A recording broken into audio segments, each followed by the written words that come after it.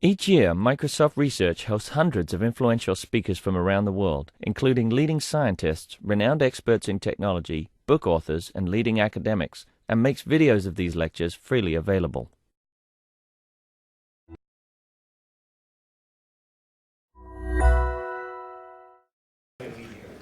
Okay, so the next talk will be by Naveen. He's going to talk about some algorithms for independent component analysis. Thanks.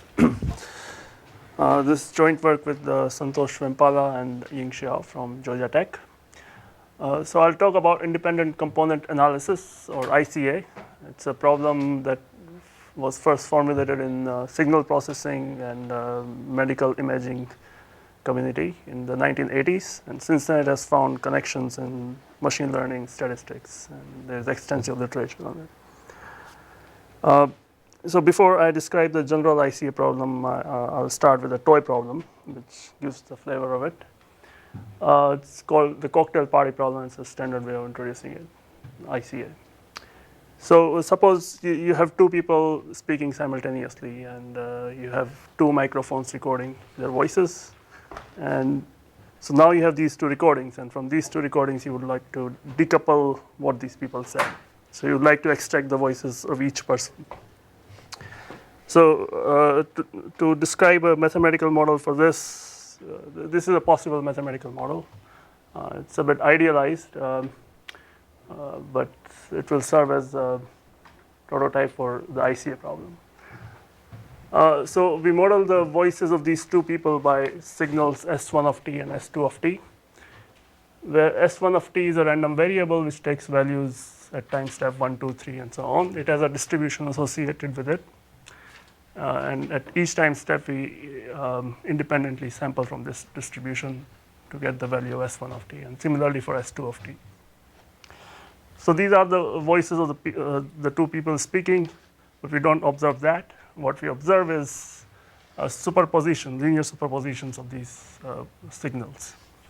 So one microphone records one superposition, another records another superposition, and these are different because the microphones are located in different locations. So is S1 of t independent of S1 of t plus 1? I'll come to that. Yes. So at each time step, you sample S1 of t independently. Oh, it's repeated samples from the same distribution. From the same distribution. So S1 has one distribution, S2 has another distribution, and at each time step you independently sample. So we don't know AIJs here. We don't know where the speakers are located, so we don't know AIJs. We don't know distributions of S1 and S2. And the problem is to recover AIJs and S given the samples of X1 and X2. Right. So this seems like an ill-posed problem. There is not sufficient data to solve it. And that's true, so we have to either give more data or make more assumptions. So the crucial assumption we'll make is that S1 and S2 are independent of each other. So they don't, not only S1 of 1 is independent of S1 of 2 and so on, but S1 and S2 also don't depend on each other, which is reasonable in many applications also. When two people are speaking simultaneously, presumably they don't have much to do with each other. So that's this simple version of ICA problem. We can describe what's happening here pictorially. So here I'm making further assumption that S1 and S2 are uniform in interval -1, 1. So if you plot them, then the situation looks like this uniform distribution in this square. And what we are actually observing is a linear transform of this square. It's parallelepiped and uniform distribution in this. And from this, we want to recover what, we just observe these points and we want to recover what linear transform was used. So at least in this situation, you can see that if you use sufficiently many points, you can sort of learn the shape of this parallelepiped and you can recover the linear transform. So that leads us to the general ICA problem. The difference now is that the number of microphones is n, and the number of speakers is also n. So we have this model x equal to as. X is what we observe. SV is the hidden signal, but its components are independent of each other. A is a matrix, constant matrix, non-singular. And the problem is to recover A and possibly the distribution of S given distribution of X. So even now the problem is not actually well posed, and we have to make some further restrictions to make it well posed. So one thing is that if suppose each component of S is standard Gaussian and they are independent of each other, and if A is the rotation matrix, any rotation matrix, then what you get back is again independent Gaussian components. So any rotation matrix gives you independent components. So the problem is not solvable in that case. So we'll just assume that any of the components of S, none of the components of S is Gaussian. Another thing is that if I scale a column, if I scale the first column by a factor of 2, let's say, and I scale S1 by a factor of half, then I get a different A and different S, and they still satisfy this equation x equal to AS. So I cannot learn the scalings of these columns or scaling of AS. So we'll allow for that indeterminacy. And similarly, if I permute the columns of A by some permutation, I permute S by some permutation, I again get x equal to AS for these new A and S. So again, I cannot learn this permutation. So we'll allow for these two indeterminacies. But that's all. There's a theorem in probability theory from 1950s, Darmois-Skitovic theorem, that implies that given this assumption, and if we allow these indeterminacies, then the problem is well posed. We can solve it, given the distribution of x.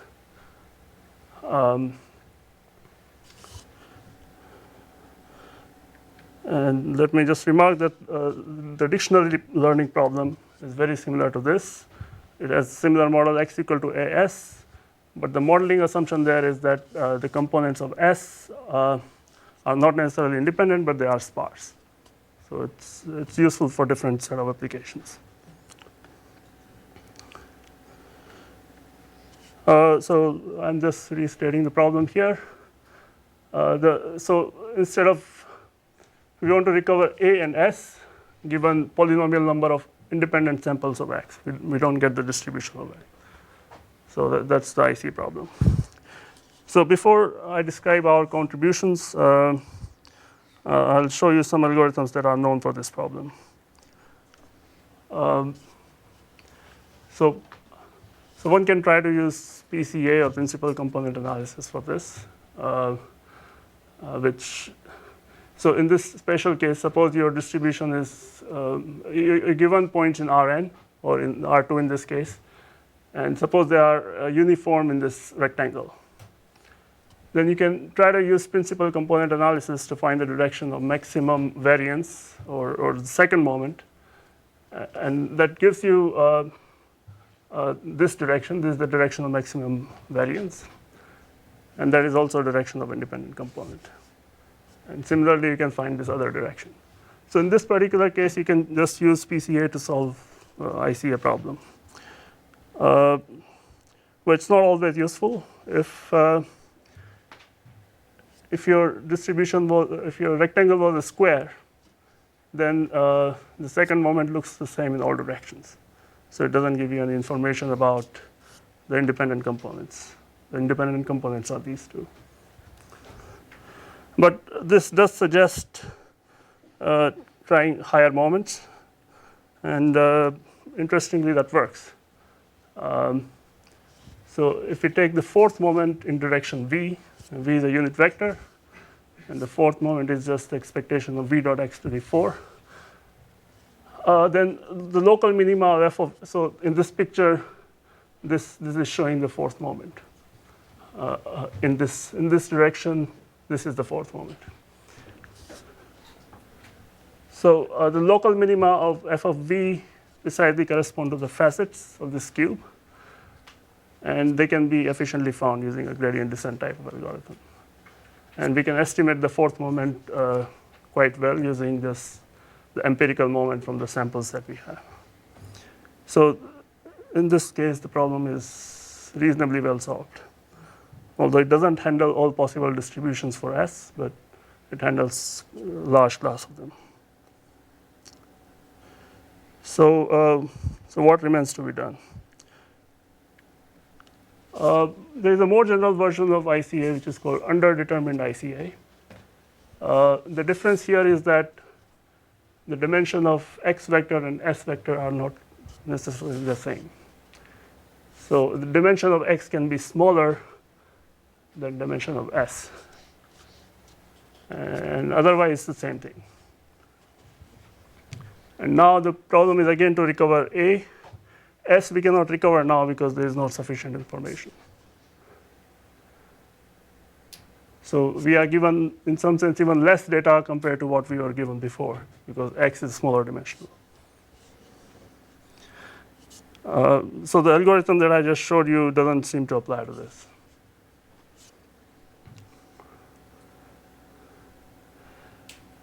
Okay, so here's a picture of a special case. Suppose S1, S2, S3, suppose M is equal to 3, and S1, S2, S3 are uniform in intervals. Then the joint distribution looks like a cube, uniform distribution of the cube. And suppose n is 2, then what the data that we get is some distribution in this geometric shape. And from this shape, we want to recover the orientation of this cube.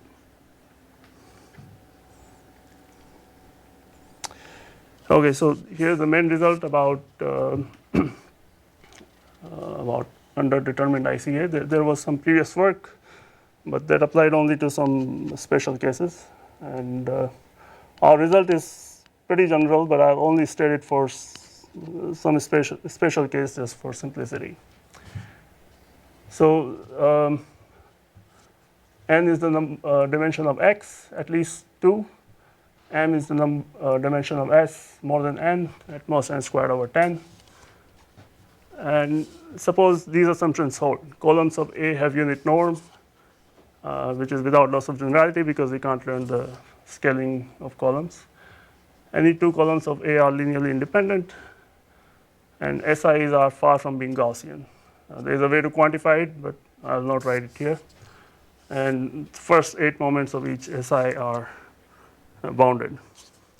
If these things hold, then our algorithm can estimate columns of A within, let's say, L2 additive error epsilon using number of samples, which is polynomial in n, 1 over epsilon, and 1 over sigma min of this power of A that I will shortly describe. So it's a polynomial time algorithm, except for I need to explain what this term is. And the time is also the similar order.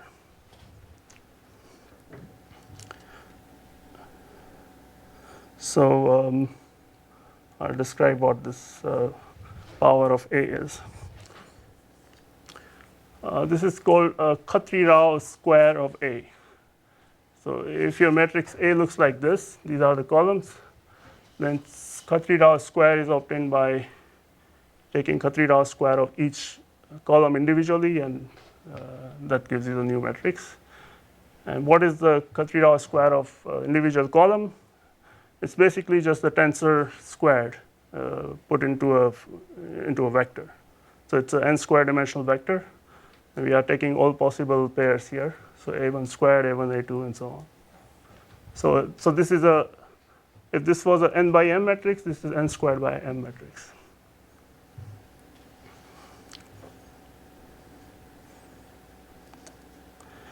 So I've just restated the result here. So we have sigma min of the Khatri-Rao square of A here.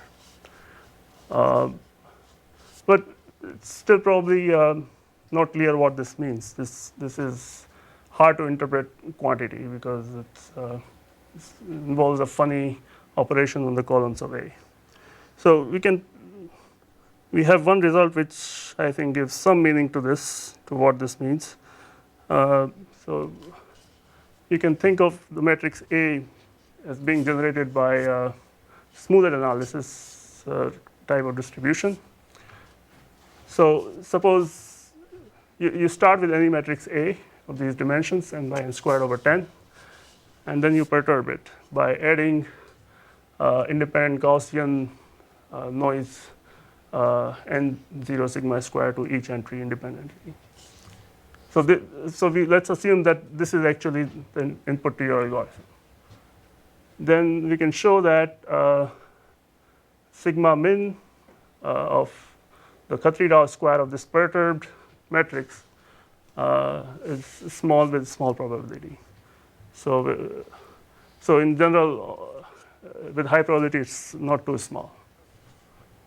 So that gives us that with probability at least 1 minus 2 over n, where the probability is over the choice of n, as well as the random samples, our algorithm finds columns of a plus n within small additive error, with 1 over sigma square here now, which I think makes more sense.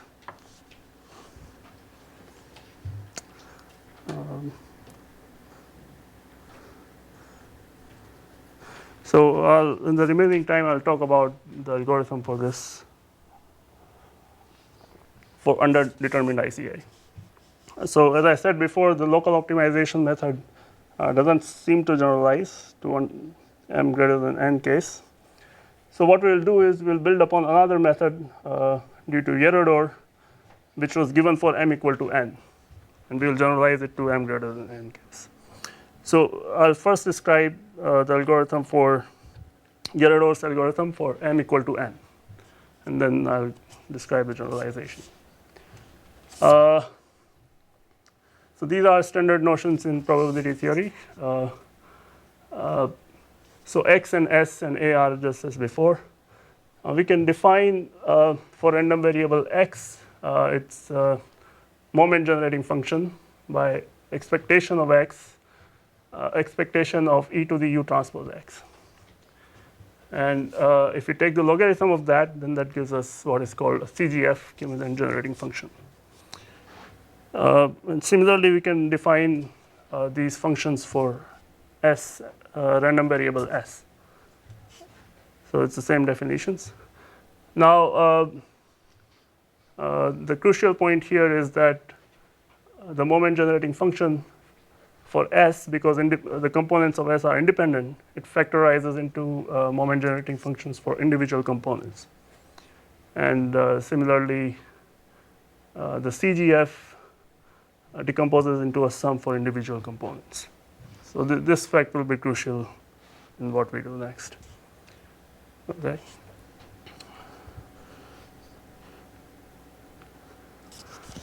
Now assume that the variables t and u are related by this linear relation, t equal to a transpose u.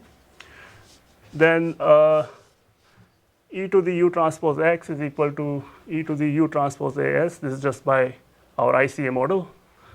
And then this is equal to e to the t transpose s by our assumption. And that gives us that the CGF of x evaluated at u is equal to CGF of s evaluated at t. And so now by just basic calculus, we try to understand how the derivative of c changes under linear transform. So we can write this relation. This is basic calculus. So the Hessian matrix of c with respect to u is equal to matrix A times Hessian matrix of c with respect to t times A transpose. It's just you just check how derivative changes under linear transform of the variables, and that gives you this relation. Now we have polynomial number of samples of x, and using that we can estimate all the entries of this reasonably accurately. But we don't know the right hand side, anything in the right hand side. But we do have one piece of information about it, which is that this Hessian matrix is a diagonal matrix. And here we are using the fact that this CS decomposes as a sum of individual CGFs of individual components of S, and that directly gives us that only these diagonal entries survive. Okay. So we would like to exploit this information to compute A. And here's a very simple idea due to Gerardor. You sample U and U prime in Rn uniformly from the unit sphere, and you evaluate your Hessians at U and U prime and take the ratio. So we already saw this relation. And now, since A is an invertible matrix, A transpose cancels with A transpose here, and what we are left with is this quantity. And now the quantity here is a diagonal matrix. So what we get is that this thing that we can compute is equal to A times a diagonal matrix times A inverse. And this is just an eigenvalue eigenvector equation. 2 minutes. I'll need maybe 4 minutes. So this is just eigenvalue eigenvector equation, and so we can compute A as columns of eigenvectors of this matrix. So so that solves this problem. And eigendecomposition is unique if the entries here are pairwise distinct, and that's where we use the randomness of U and U prime. So we need to show that pairwise these things are distinct and actually far apart from each other. That allows us to find the eigendecomposition. Okay, so that's for m equal to n, and I would like to generalize it to underdetermined ICA. So we will try to proceed in a similar way, but things will break down. So let's see where they break down. So we still have T equal to A transpose U. And we can still write as before the Hessian matrix of C with respect to U as this relation. And then we can try to take this ratio. So it is fine up till this point, but this is incorrect because A is not a square matrix now, so it's not an invertible matrix.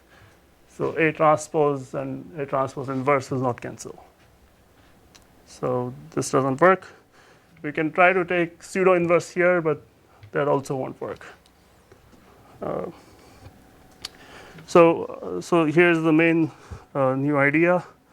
We'll use higher derivatives of C.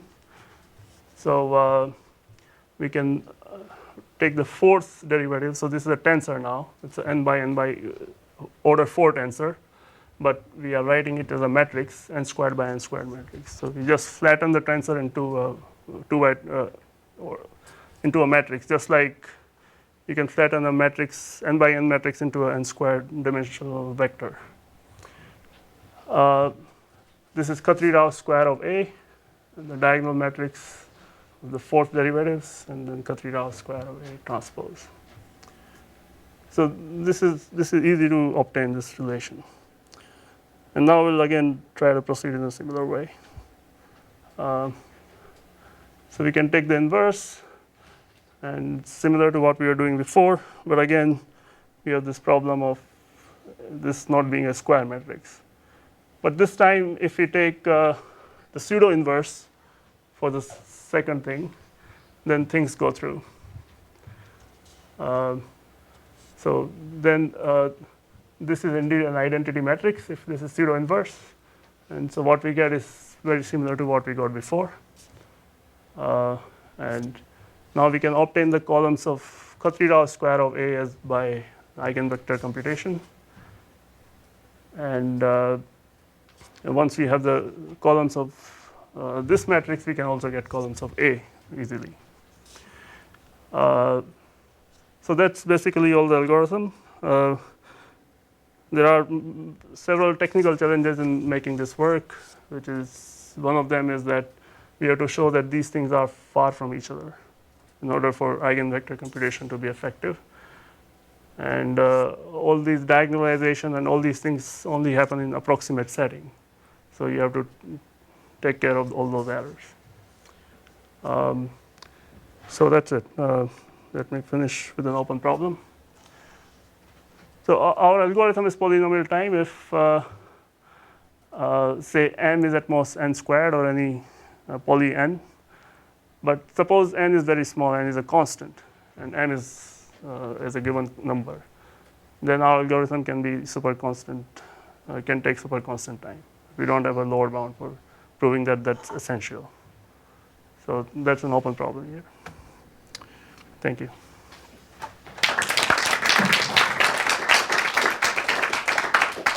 Question?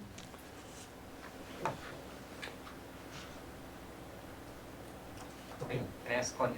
It gets a little more interesting when you consider that the matrix is now a transfer function, right? Because then there is a differential equation between my signal and the microphone, and then the correlation within a signal affects the result. But you also have the same way that you have a gain uncertainty, you could have widening of spectrum. I wonder if you looked more into No, actually, I don't know much about data and see how. Yeah, I don't know much about there are these models, but I haven't. Yeah, there was a little bit of work here in the speech group, but I think today they are not looking much into that. That might be interesting to revisit. It's still an interesting problem to try to solve. Good. Yep, that's fine.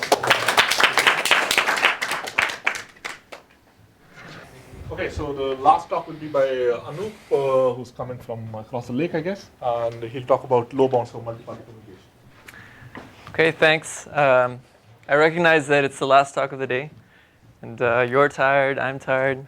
So I'm just going to show you a bunch of animations that I made in the last few days, and then we'll call it good. So before I start talking about the complicated title, I'm going to tell you a little bit about why I care about these questions, which I think is kind of important because maybe a lot of people don't know why those questions are important. So here's kind of, for me, the biggest thorn in my side as a complexity theorist, which is that I have no idea how to answer this kind of question. Okay, so if someone asks me, here's a problem that I'm solving, I have an algorithm for it, is my algorithm the best you can do?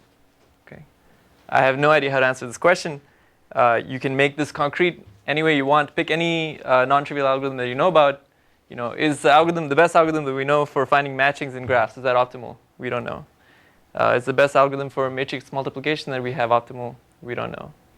And the same for almost all algorithms that we have. And of course, the famous P versus NP question is also of this format. Okay, that's just like asking, is the best algorithm that we can come up with for SAT optimal? And again, we don't really know. Okay, so here's something we do know. Here are some things that we know about proving when algorithms are optimal. We know that for many tasks, if you have a linear time algorithm, then that's about as good as you can do because you need to read the input, right? And that takes linear time. So you can't do better than linear time. That's one thing we know. And then there's the technique of diagonalization, which is really clever. And that allows you to say that for certain kinds of tasks which succumb to this technique, the obvious algorithm is the optimal one. For example, if you're given a program as input and you want to know, does this program stop in t steps, then essentially what you should do is run the program for t steps and see if it stops, and that's about all you can do. You can't do better than that. Okay.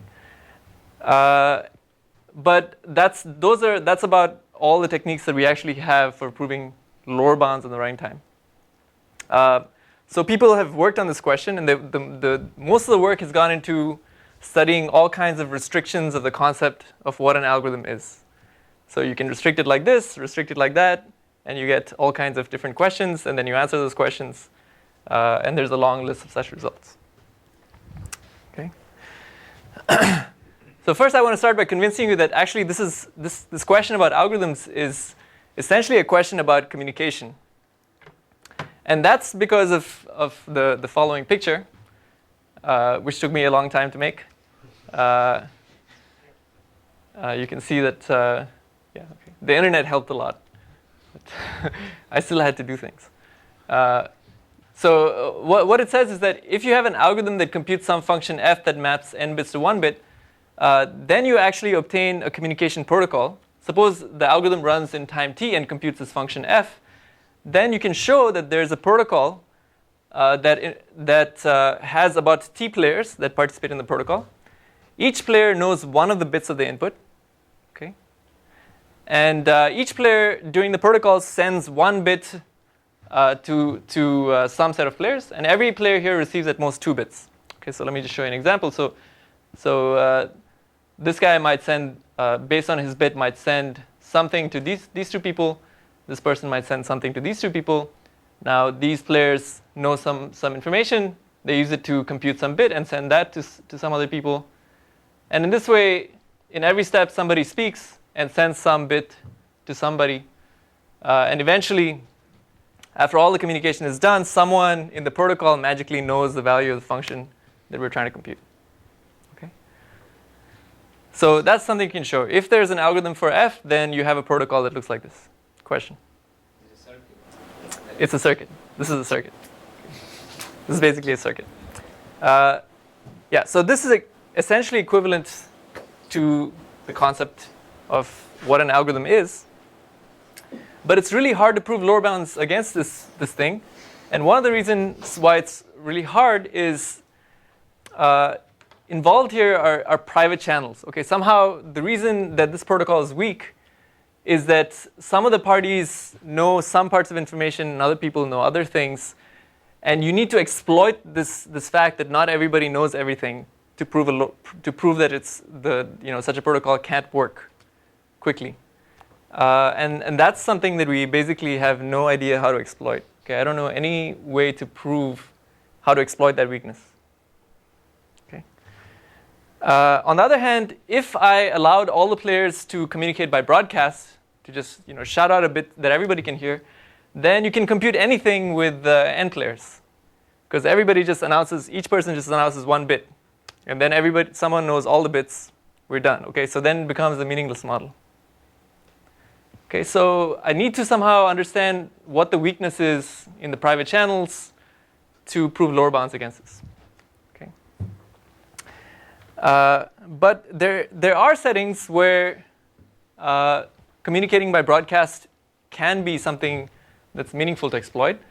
For example, here's a result that was proved by Valiant in the 70s, made more explicit by Rubish and myself in a paper we did recently. It says that suppose f can be computed in parallel time log n and total work n. So you have some number of processors that are computing on it, computing the function, and the total number of instructions that are executed is order n, but the total time that's taken is only order log n. So this is like a log depth circuit of linear size. Then you actually get from that a protocol with little of n players, okay, where each player knows a very small fraction of the bits, n to the 0.1 fraction of the bits of the input, and the players communicate now by broadcast. Okay, so the first player looks at some small fraction of the bits, says something. The second looks at some other fraction of the bits, says something, and now all the communication is by broadcast. But eventually, one of these parties knows the value of the function and outputs the value. The quantifiers, what are they? So, like, who decides which player knows which bits? So, players decide themselves? Or ahead of time, based on the function, the players decide these are the bits that I know. Okay, these are bits. Before CD. Yeah, and then they start communicating. Okay, so everybody decides ahead of time what bits they know. So someone must be fixed, right? Someone must be. If one person decides 0, one person decides 1, obviously someone knows the effects. So I'm not sure what you mean. Someone decides. So someone knows the effects, but that person is fixed. That person is fixed, yes. Yeah, okay. Yeah, so the last person in the sequence, these people all speak in this order, Okay. and the last person knows f of x. Okay. Yeah. Okay, so roughly speaking, these players each correspond to a line of the program that's being run in parallel. But not all the lines, because there are n lines, and there are only n over log n players. Okay. But there's a subset of the lines that are kind of the important ones, And those are the ones that are simulated by these players. Okay, so this is something that I can hope to try and prove lower bounds against, because we have techniques that work against communication that happens with broadcasts. So let me give you some idea of what we know how to prove about communication. So here's some really easy results that we know how to prove. All the proofs, or many of the proofs I'm going to tell you about here, I won't tell you the proofs, but they're all really short. Okay, so for one thing we can prove, for example, is suppose you have just two parties, and each of them has a subset of 1 through n. Okay, so that's an n-bit string. And they want to know, are the sets the same? Okay, that's something you can do it obviously by having one party send the other party a set. That will take n bits, and this is the best you can do. There's nothing better you can do. That's easy to prove. It's an exercise.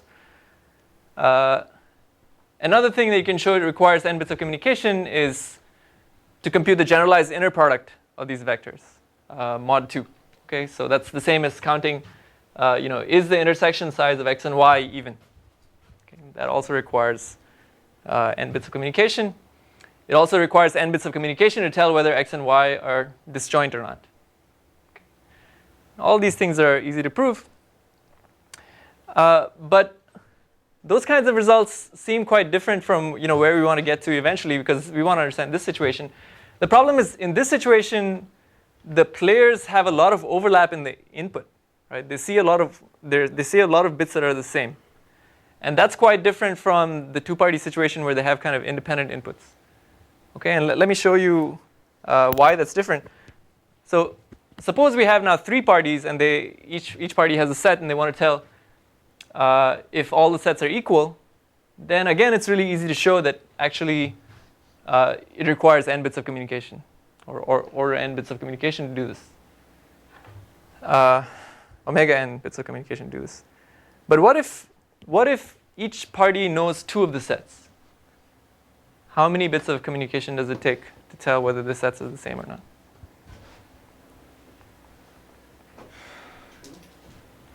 Two bits. And why is that? Well, so you can just verify whether y is equal to z. So, and x is equal to Yeah. Yeah, so you just need one person to verify that x is equal to y, another to verify that y is equal to z, and then you know that all 3 must be the same. Okay, so suddenly the communication that you need drops down dramatically for this problem. Okay, and so it's hard to prove lower bounds when the parties start to have information that they can see in common. Nevertheless, we do have methods that work against this kind of model. The really beautiful paper of Babai, Nissan, and Segedi in the early 90s showed that if you want to compute the generalized inner product of x, y, and z, then that still requires n bits of communication in this model. Okay? And the subject of this talk is understanding.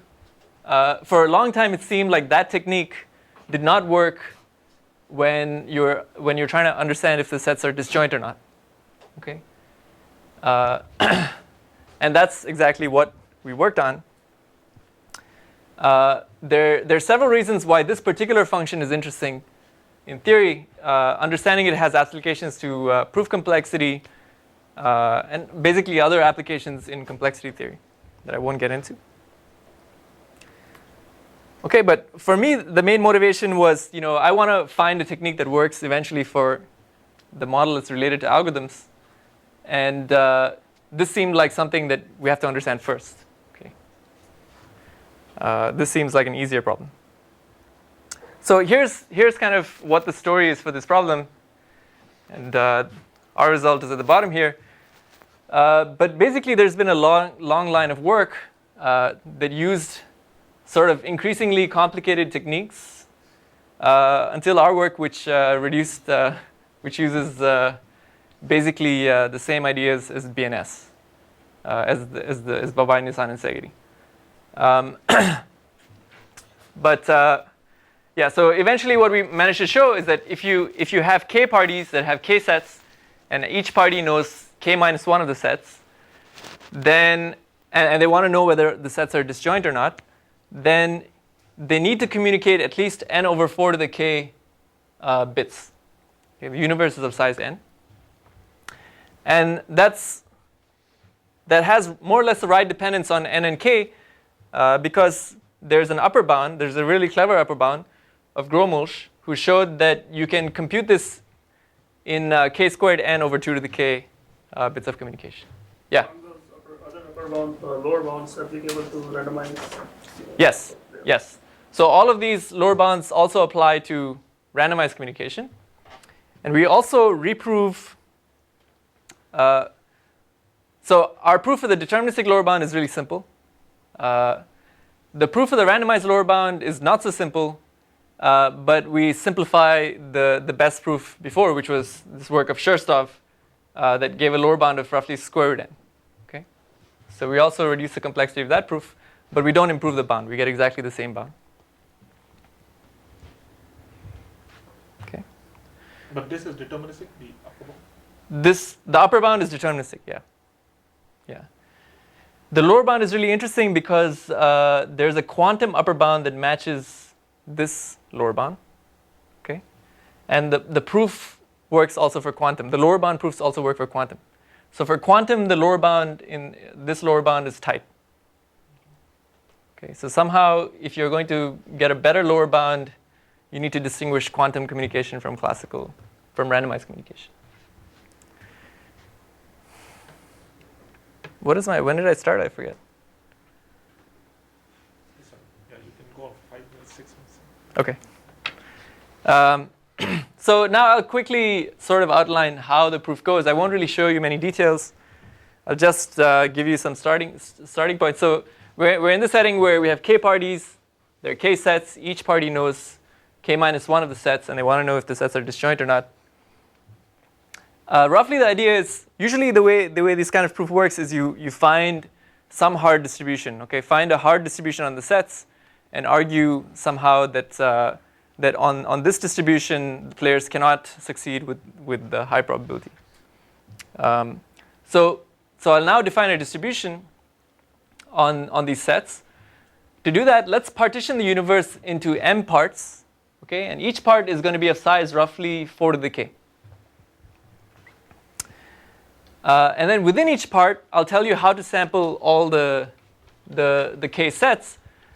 You sample the first k minus 1 of them uniformly randomly conditioned on the fact that all of those k minus 1 sets intersect in exactly 1 point.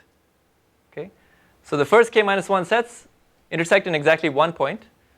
And the last set is just a completely random set. Okay? So that's how you sample those sets in the first part of the universe. And you do exactly the same in every part of the universe. Sorry, what does it mean? I didn't get it. What is the universe? So the universe is n elements. Okay. And now I'm describing how to sample the sets x1, x2 through xk as subsets of these n elements. So you take the n elements and break it up into m parts. Okay? And the first part, the way you sample it, is you sample the first k minus 1 sets so that they intersect in exactly one of those elements. And then the last set is random. So the chance of having an intersection in the first part is exactly 50%. It's the chance that the random set has this one point of intersection of the rest. Okay? And you do this independently in all of these m parts of the universe. So that's the distribution. Now, it's a really strange distribution because with extremely high probability, there will be an intersection of these k sets.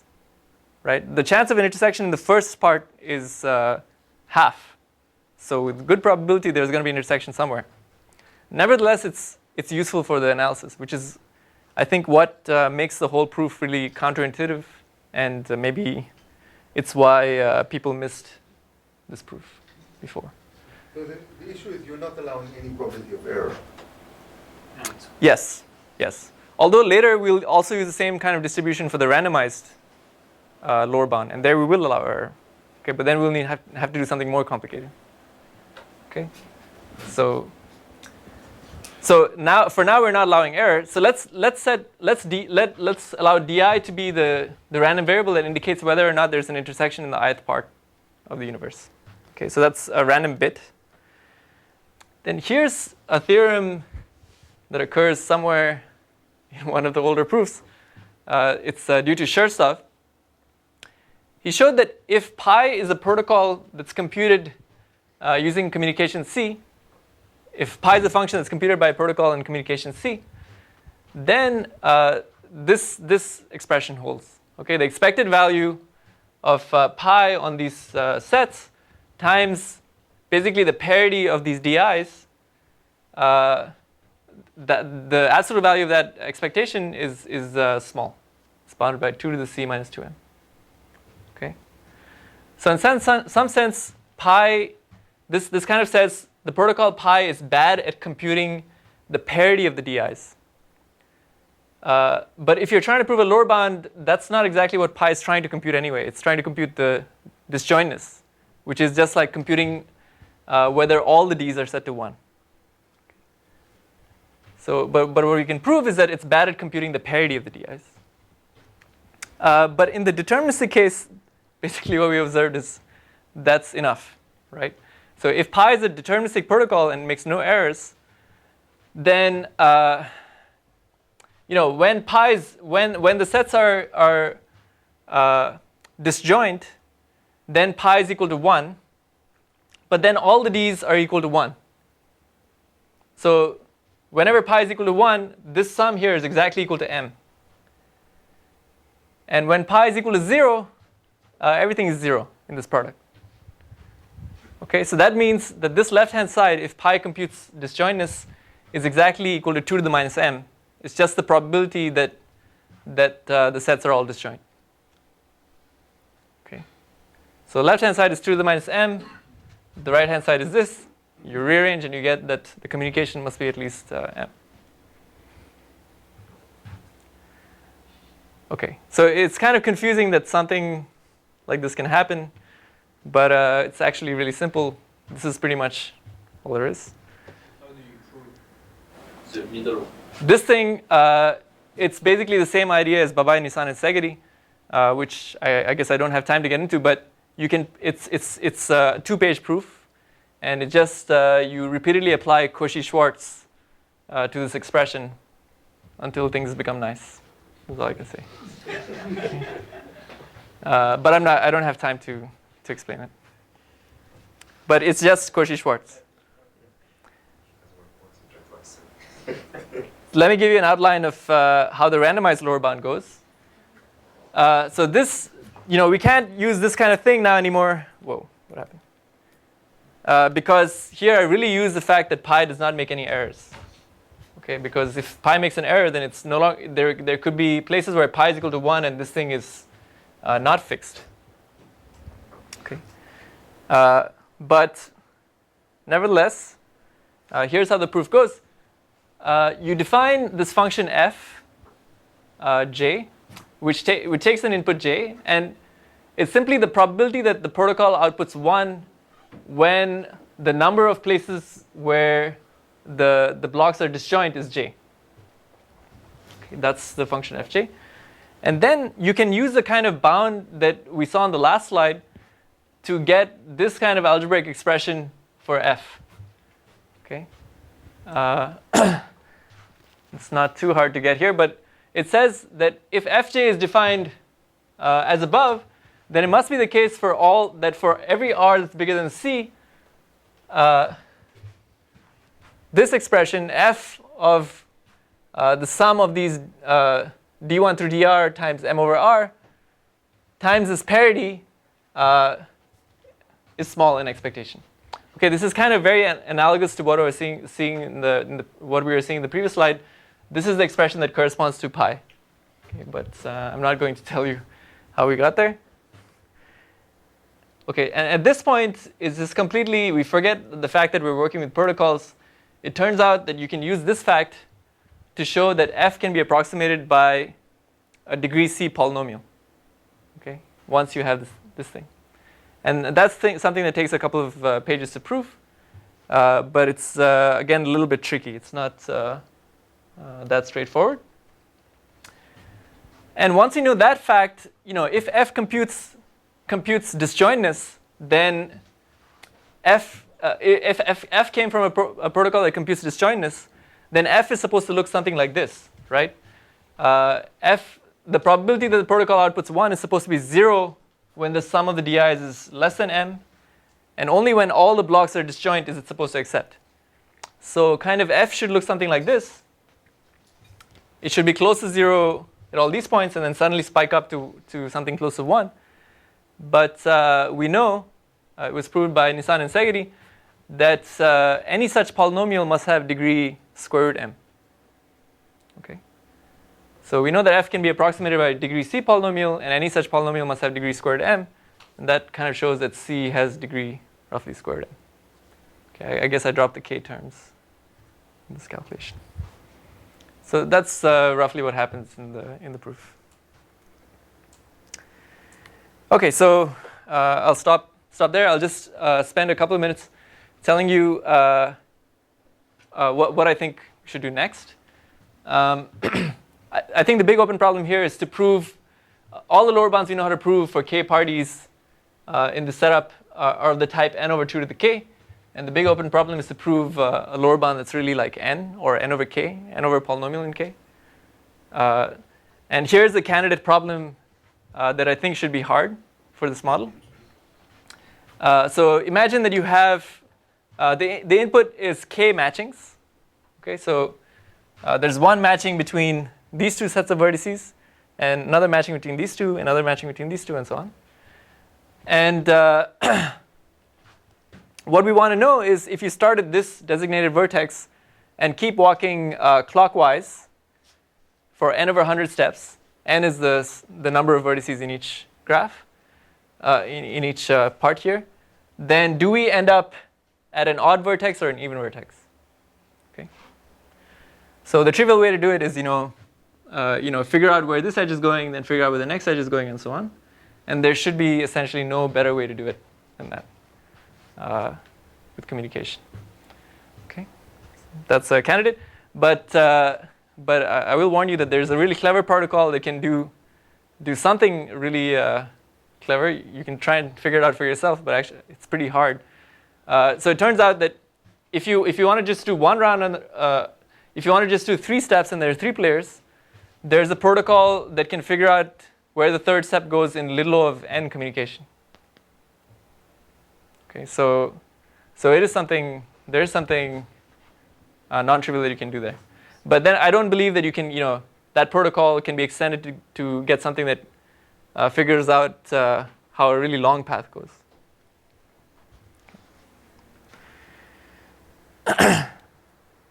Okay, and that's also basically related to what I think is a hard problem for this question.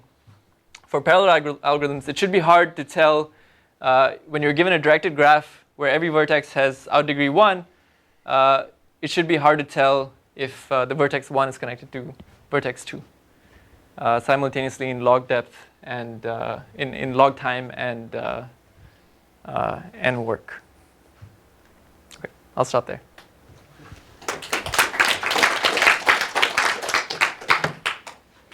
Questions?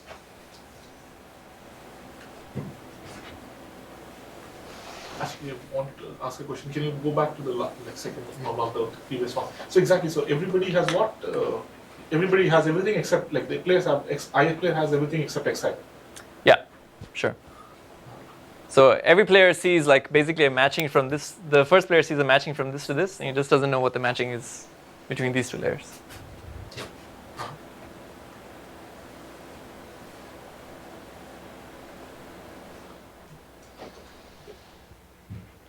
Okay, let's thank you again.